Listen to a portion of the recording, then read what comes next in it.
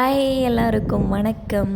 இன்றைக்கி ஒரு சூப்பரான ட்ராவல் vlog தான் பார்க்க போகிறோம். எங்களோட ஊருக்கு நாங்கள் பசங்களோட லீவுக்கு கிளம்பியாச்சு. யாரெல்லாம் போகிறோன்னா நான், என்னோடய வீட்டுக்கார், என்னோடய அத்தை பொண்ணு இங்கே சென்னையில் அவங்க பெரியப்பா வீட்டில் இருந்தால் நாங்கள் ஊருக்கு கிளம்புற அன்றைக்கி எங்கள் வீட்டுக்கு வந்திருந்தா நாங்கள் அவளையும் சேர்த்து தான் கூட்டிகிட்டு போக போகிறோம். என்னோடய தம்பி வரானான்னு கேட்டால் அவன் வரலைங்க, அவன் மட்டும் தான் இருக்க போகிறான். என் வீட்டுக்கார் வந்து எங்களை 2 நாள் ஊரில் இருக்க வச்சுட்டு அப்புறம் அவர் திரும்ப சென்னை ரிட்டன் கிளம்பி வந்துடுவார். சரியான வெயில். நாங்கள் வந்துட்டு கிளம்பி போகிற டைம் என்ன தெரியுமா? 5:30 இவ்வளோ வெயில்னா அப்போ மதியம் எப்படி இருக்கும்னு நீங்கள் பார்த்துக்கோங்க. அவ்வளோ வெயில். என் பையன் வெயிலுக்கு பயந்து என் அத்தை பொண்ணு கூட அவன் போகவே மாட்டான். அவன் மடியில் போய் உக்காந்துக்கிட்டான். அவ்வளோத்துக்குள்ளே வெயில் அவனுக்கு முகத்தில் அடிச்சிருந்தது. அந்த டிஸ்டர்பன்ஸ்லேயே என் பையனை காலமிக்கி விடுன்னு அழுக. சென்னையில் ட்ராவல் பண்ணும்போது கண்டிப்பாக அங்கே டிராஃபிக் இல்லைன்னா அந்த ட்ராவல் ஃபுல்ஃபில்லே ஆகாது. நாங்கள் வந்து டிராஃபிக்கில் நிற்கும்போது இந்த பைக்கை பார்த்தோங்க. இது வந்து ஸ்கூட்டி டைப்லேயே இருந்தது, பைக் டைப்லேயே இருந்தது. சரி நல்லா இருக்குன்னு நாங்கள் கேமராவில் ஆன் பண்ணி வீடியோ எடுத்துகிட்டு இருந்தோமா, அந்த பையன் பார்த்துக்கிட்டான். ஆனால் எங்களுக்கு ஷையாகி போச்சு. ஒரு வழியாக வந்து நாங்கள் பஸ் ஏற ஸ்டாப்பிங்கில் வந்து நின்னாச்சு. பஸ் வர்றதுக்கு 10 நிமிஷத்துக்கு மேலே ஆகும்னாங்க. சரி அதுக்குள்ளே ஒரு டீயை போட்டு போயிடுவோம் அப்படின்ட்டு எல்லோரும் டீ குடித்தோம். எல்லோரும் மன்னிச்சிக்கோங்க, என்னோடய வாய்ஸ் வந்து ஊருக்கு வந்த அன்றைக்கே கோல்ட் ஆகிடுச்சு. தலைக்கு குளித்து தண்ணியெல்லாம் மாற்றி மாற்றி குடித்ததுனால எனக்கு நல்லா கோல்ட் ஆகிடுச்சு.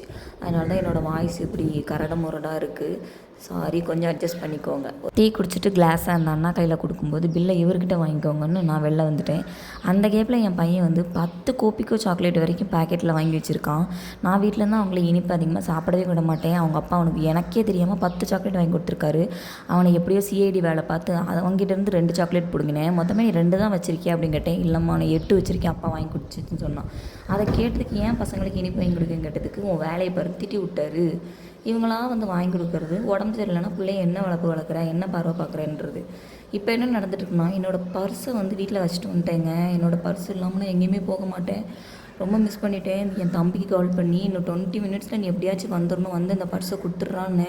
இவ்வளோ ரிஸ்க் எடுத்து அந்த பர்ஸை வாங்குறதுக்கு அவ்வளோ அமௌண்ட்டாங்க அந்த பர்ஸ்குள்ளே வச்சுருக்கீங்க கேட்டால் ஒன்றும் கிடையாது. ஒன்றுத்துக்கும் உதவாத ஒரு ஓட்டர் ஐடி, ஆளடையாளம் தெரியாத ஒரு அடையாள அட்டை, வருஷக்கணக்காக யூஸே பண்ணாத ஒரு பேன் கார்டு, இவ்வளோ தாங்க இருக்குது. அதில் வேறு ஒன்றும் கிடையாது. நீங்கள் நினைக்கிற மாதிரி இருந்த காசையும் வீட்லேயும் வச்சுட்டு வந்தாச்சு. என்னடா இன்னும் பஸ் வரலேன்னு வெயிட் பண்ணிகிட்டு இருக்கும்போது ரொம்ப போர் அடிச்சிது. என் பையன் அந்த கேப்பில் எல்லாரையும் நல்லா என்டர்டெயின்மெண்ட் பண்ணான்.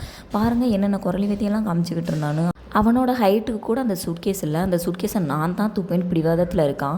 அவன் அடம் பிடிக்கிறதுக்குள்ளே அங்கே பஸ் வந்துடுச்சு. பஸ் வந்த அவசரத்தில் சீட்டோட நம்பரை மறந்துட்டேன். அப்புறம் அங்கே போய் நின்று யோசிச்சு ஏதோ அந்த ஆனுவல் எக்ஸாமில் பறித்து யோசிச்சு சொன்ன மாதிரி அந்த கண்டக்டரை நான் கேட்டேன். ஆனால் இதானே என்னோடய சீட் நம்பரு அப்படின்னு சொல்லி நாங்கள் உள்ளே போயிருக்கோம். ஆனால் இந்த டைம் எனக்கு ட்ராவலிங் ரொம்ப சந்தோஷமாக இருந்தது, ரொம்ப ஃபன்னாகவும் இருந்துச்சு. ஏன்னா கூட என் அத்தை பொண்ணு வந்திருந்தா.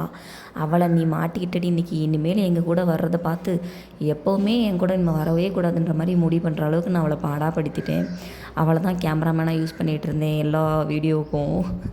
அவள் என்னை திட்டிகிட்டே வந்தான், இன்னும் என்னெல்லாம் பாடுபடுத்த போறியும் அப்படின்ட்டு. வேறு வழியே இல்லை, மாட்டிக்கிட்ட வாப்பங்கன்னு கூட்டிகிட்டு போயிட்டேன் அவளை. நாங்கள் பாருங்கள், இதுதான் நாங்கள் இருக்கக்கூடிய பஸ்ஸு. சீட் நம்பரை தேடி தேடி அலைஞ்சிருக்கோம். ஒரு வழியாக கண்டுபிடிச்சி பஸ்ஸுக்குள்ளே போய் உக்காந்தாச்சு. பஸ்ஸுக்குள்ளே போய் சும்மா இருப்போமா?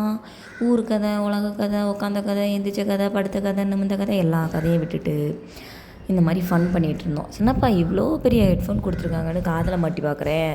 பாட்டு ஓடணுன்னு நினச்சிங்க, ஒன்றுமே ஓடலைங்க. அது டிவியோட ஹெட்ஃபோனு. டிவி கூட ஓடவே இல்லை, சும்மா தான் பார்த்துக்கிட்டு இருந்தேன். இவன் தான் என்னோடய அத்தை பொண்ணு. அவள் இந்த பஸ்ஸில் நாங்கள் லாஸ்ட்டுக்கு முந்தின சீட்டில் இருந்தோமா, அப்போ யோசிச்சு பாருங்கள் அந்த சீட் எப்படி இருக்கும்னு. அவள் தொப்புன்னு கீழே இல்லை. அதை நான் பார்த்து ரசித்து பாட்டு படிச்சுட்டே வேடிக்கை பார்த்துட்டே வர்றேன். ஏன் பையன் அங்கேருந்து அவனோட வேலையை காமிக்க அப்படின்னு ஒரே ஃபன்னாக போச்சு. அதுக்கப்புறம் நாங்கள் பேச ஆரம்பிச்சிட்டோம். ஊரில் என்னென்னலாம் நடந்துச்சு, நான் இல்லாதப்போ ஊர் எப்படி இருக்குது, நல்லா இருக்குதா, நான் இல்லைன்னா ஊரே வெறிச்சுக்கிட்டு போயிருமே, என்ன எப்படி இருக்கீங்க, எப்படி இருந்தீங்க இவ்வளோ நாள் அப்படின்லாம் கேட்டுட்டு இருந்தேன். அவ்வளோ பெரிய ஆளான்னு நீங்கள் கேட்காதீங்க, சும்மா நான் ஒரு பேச்சுக்கு கேட்டுக்கிட்டு இருக்கேன். அதுக்கப்புறம் அந்த ட்ராவல் டைம்லலாம் நான் டிவியே பார்க்க மாட்டேங்க. அவள் தான் பார்த்துட்டு இருந்தேன், என் அத்தை பொண்ணு. டிவியெல்லாம் நம்ம ரொம்ப பார்க்கறதே கிடையாது. அவளுக்குள்ளே பொறுமையும் இல்லை. நானும் கொஞ்ச நேரம் பார்த்துக்கிட்டு இருந்தேன் அவள் கூட சேர்ந்து. அதுவும் இட்லி கடை படத்தை வேறு பார்த்துட்டு இருந்தாலும் எனக்கு அது இன்னும் கொஞ்சம் போர் ஆகி போச்சு. சும்மா அவளுக்காக கம்பெனி கொடுத்துட்டு இருந்தேன். மற்றபடி படத்தெல்லாம் நான் பார்க்கவே இல்லை. சும்மா அப்படியே கேமராக்காக அப்படியே சீன் போடுற மாதிரி நடிச்சிட்டு இருந்தேன். ஆனால் அவளுக்கு இதுதான் ஃபஸ்ட் டைம் எக்ஸ்பீரியன்ஸ். இந்த மாதிரி பஸ்ஸில் வர்றது, இந்த மாதிரி டிவி பார்த்துட்டே வர்றது, இப்படி தூங்கிட்டே வரதெல்லாம் அவளுக்கு இதுதான் ஃபஸ்ட் டைம். நானும் இப்படி தான் ஸ்கூல் படிக்கும்போது 10th லீவுக்கு எங்களோட சித்தி வீட்டுக்கு நான் 9th படிக்கும்போது லீவுக்கு சென்னைக்கு வந்திருந்தேன். இப்படி தாங்க பார்க்குறதெல்லாம் வியர்டாக தான் பார்த்துட்டு இருந்தேன். இப்படி உண்டுமா அப்படி உண்டுமா இப்படி இருக்குமா அப்படி இருக்குமான்னு. இங்கே பாருங்கள் என் பையன் நிஜமாவே அவன் ஒரு குழந்தை தானே இல்லை ஸ்பைடர் மேனான்னு எனக்கு தெரியல. இந்த மாதிரி கம்பி எங்கே பார்த்தாலும் மேலே கூட ஏறிடாங்க. அவனை பிடிச்சி அட்டைக்கி வச்சு படுக்க வைக்கிறதுக்குள்ள ஒரு வழியாகி போச்சு. அவனை நான் என் பக்கத்தில் வைக்கவே மாட்டேன்ப்பா அப்படின்னு சொல்லிட்டு நாங்கள் 3 பேரும் தூங்க ஆரம்பிச்சிட்டோம். அப்புறம் ஸ்டாப்பிங் போட்டிருந்தாங்க பஸ் இடையில. ஒரு வழியாக ஒரு ஹோட்டலில் போய் உட்காந்து சாப்பிட்றதுக்கு வெயிட் பண்ணிக்கிட்டு இருந்தோம். நான் நினச்சேன் அங்கே தோசை இட்லி பரோட்டா சப்பாத்தி இது தவிர ஒன்றும் இருக்காதுன்னு சொல்லிட்டு நானும் எங்கள் அத்தை பொண்ணும் தோசை ஆர்டர் பண்ணி உட்காந்துட்டோம். நாங்கள் உட்காந்ததுக்கப்புறம் தான் தெரியுது என் வீட்டுக்காரர் ஃப்ரைட் ரைஸ் ஆர்டர் போட்டிருக்காரு. அட்டப்பாவி எங்களை விட்டு நீ ஃப்ரைட் ரைஸ் ஆர்டர் போட்டியேன்னு எங்களுக்கு டென்ஷன் தாங்க முடியல. சொல்லியிருந்தால் நாங்களும் போட்டிருப்போம்ல அப்படின்னு. தோசைக்கு ரொம்ப நேரம் வெயிட் பண்ணிட்டு தான் வரவே இல்லை. ஃபஸ்ட்டு அவளுக்கு தாங்க இருந்துச்சு. அவள் திங்கிறத நான் வாய் பார்த்துட்டு வெறுப்பாக உட்காந்துருந்தேன். அப்புறம் என் வீட்டுக்காரருக்கு சிக்கன் ரைஸ் வந்தது, எனக்கு தோசை வந்தது. அவர் சிக்கன் ரைஸை பார்த்துட்டு என்னோடய தோசையை சாப்பிட்றதுக்கே எனக்கு மனசு வரல. நான் புலம்பிட்டே உட்காந்து சாப்பிட்டுட்டு இருந்தேன்னா அவரே இந்தாம்மா நீ எடுத்துக்கோயில எனக்கு பஸ்ஸில் போகும்போதே வயிற்றால போயிடும் சொல்லிட்டு எனக்கு கொஞ்சம் கொடுத்துட்டாரு. அதை நான் கொஞ்சம் பிருந்தாக்கும் ஷேர் பண்ணிக்கிட்டு நாங்கள் சாப்பிட்டோம். மஷ்ரூம் பிரியாணி தாங்க, சிக்கன் ஃப்ரைட் ரைஸ்லாம் கிடையாது. சாரி, மஷ்ரூம் சிக்கன் பிரியாணின்னு சொல்லிட்டேன். மஷ்ரூம் ஃப்ரைட் ரைஸ் தான், பிரியாணிலாம் கிடையாது. ஏன்னா ஹோட்டல்ஸ் எங்கேயுமே ஸ்டாப் பண்ணாங்கன்னா வெஜ் ஹோட்டலில் தான் நிப்பாட்டுவாங்க, நான்வெஜ் ஹோட்டல் நிப்பாட்ட மாட்டாங்க. இவங்க காடை கவுதாரி பிரியாணி முட்டை லட்டு லசுக்கெல்லாம் சாப்பிட்டுட்டு வரதுக்கு ரொம்ப டைம் ஆயிரும். அதனால் இவங்களெல்லாம் வந்து நம்ம நான்வெஜ் ஹோட்டலில் நிப்பாட்டக்கூடாதுன்னு தான் இந்த பஸ்காரங்கள்லாம் வெஜ் ஹோட்டலில் நிப்பாட்டுறாங்கன்னு எனக்கு நல்லா தெரிஞ்சு போச்சு. ஒரு சம்பவம் பாருங்கள், மாசா வாங்கி குடிக்கலான்னு ஆண் வாய் திறந்து ஊற்றுறேன். மேலே பார்க்குறேன், இந்த விளம்பரத்தில் வர மாதிரி மேலே பார்க்குறேன் மாங்காய். சும்மா விடுவோமா நம்ம?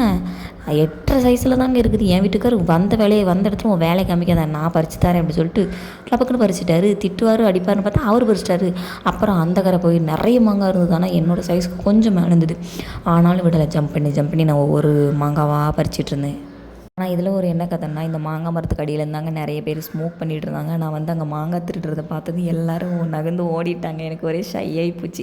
நமக்கு அதெல்லாம் முக்கியம் இல்லை, மாங்காய் தான் முக்கியம் அப்படின்னு அவங்க நடுவில் போய் உட்காந்து மாங்காவை அங்கேருந்து ஒரு பைப்பில் போய் வாஷ் பண்ணிவிட்டு திரும்ப நாங்கள் பஸ்ஸுக்குள்ளே கொண்டு வந்துட்டோம். ஆனால் அதை சாப்பிடல, கொஞ்சம் பிஞ்சாக இருந்தது. சரி இனிமேல் நாங்கள் வந்துட்டு ஊருக்கு போய் மீட் பண்ணலான்னு சொல்லிட்டு தூங்கி எந்திச்சு 6:30 மணி ஆகிடுச்சு. 6:30 மணி வரைக்கும் தூங்கி எந்திச்சு பார்த்தா திருநெல்வேலி ஸ்டாப் வந்துடுச்சு. திருநெல்வேலி ஸ்டாப் வந்ததுமே எனக்கு தூக்கமே வராது. நான் எப்போ முழிச்சு தான் இருப்பேன். இவங்கெல்லாம் நல்ல தூக்கம். நானும் என் வீட்டுக்கு வந்து முழிச்சிருந்தோம். அவர் பக்கத்து சீட்டில் தான் உட்காந்துருந்தார். எப்போடா நம்ம ஊர் வரும் கரெக்டாக அந்த ஊருக்கிட்ட வரும்போது தாங்க நமக்கு நேரமே போகாது. என்னமோ நம்ம இன்னும் திரும்ப சென்னைக்கு எதுவும் போயிட்டு இருக்கோமா அப்படின்ற மாதிரி ஃபீல் ஆயிடுது. எப்போடா வள்ளியூர் வரும்னு வெயிட் பண்ணிகிட்டே நானும் அப்புறம் ஏற்ற பொண்ணும் உட்காந்துட்டு இருந்தோம். அவள் ஒரு வழியாக முழிச்சிட்டா. பட்டாக்ஸில் ஒரு அடி கொடுத்தேன். அப்புறம் எங்கள் ஊரில் உள்ள சூரியனை பார்த்தேன். பாருங்கள், எங்கள் ஊர் சூரியனுக்கு ஹாய் சொன்னேன். ஹாய் நான் வந்துட்டேன் உங்கள் ஊருக்கு அப்படின்னு சொல்லிட்டு. எல்லா ஊருக்கும் ஒரே சூரியன் தான், சும்மா சொன்னேன். இந்த பஸ்ஸில் தான் நாங்கள் வந்தோம். வள்ளியூரில் வந்து ஆட்டோவில் ஏறியாச்சு. ஆட்டோவில் ஏறி இந்த ஊர் அந்த தெருவுன்னு கேட்டாங்க. கேட்டுட்டு நாங்கள் ஊருக்கு போய்கிட்டே இருந்தோம். இதுதாங்க எங்கள் ஊரோட என்ட்ரன்ஸு. இந்த என்ட்ரன்ஸில் தான் நாங்கள் வந்து நடந்து ஊருக்குள்ளே நடந்து போனோம். 1 கிலோமீட்டர் நடந்து போனோம். இங்கே தான் எங்கள் தாத்தா வந்து இந்த டீ கடையில் டீயெல்லாம் குடிச்சிட்ருப்பாங்க. நாங்கள் காலேஜ்லாம் போனால் இப்படி தான் நடந்து வீட்டுக்கு போவோம். ரொம்ப ஜாலியாக இருக்குங்க. அந்த லைஃப்பெல்லாம் ரொம்ப மிஸ் பண்ணுறேன். நீங்களும் இந்த மாதிரி உங்கள் ஊருக்குள்ளே நீங்கள் ஸ்கூல் காலேஜில் போகும்போது 1 கிலோமீட்டர் நடந்து போயிருக்கீங்களான்றதை எனக்கு மறக்காமல் கமெண்ட்டில் சொல்லுங்கள். ஒரு வழியாக மாமியார் வீட்டுக்கு நாங்கள் வந்தாச்சு. இது எங்கள் ஊர் தான். ஆனால் இப்போ நான் போகிறது வந்து என் மாமியார் வீடு. எங்கள் தெரு வந்து வடக்கு தெருவில் இருக்குது. பாருங்கள், சென்னையில் வந்து தண்ணிக்கு வந்துட்டு ரொம்ப யூஸ் பண்ணால் காலி ஆயிரும். தண்ணியிலேருந்து பைப்லேருந்து வெறும் காற்று தான் வரும். இங்கே பாருங்கள் தண்ணி எவ்வளோ ஃப்ரீயாக போயிட்டுருக்குன்னு. அப்புறம் எங்கள் வீட்டு குட்டீஸ் எல்லாம் வந்து வரவேற்றுட்டு இருந்தாங்க.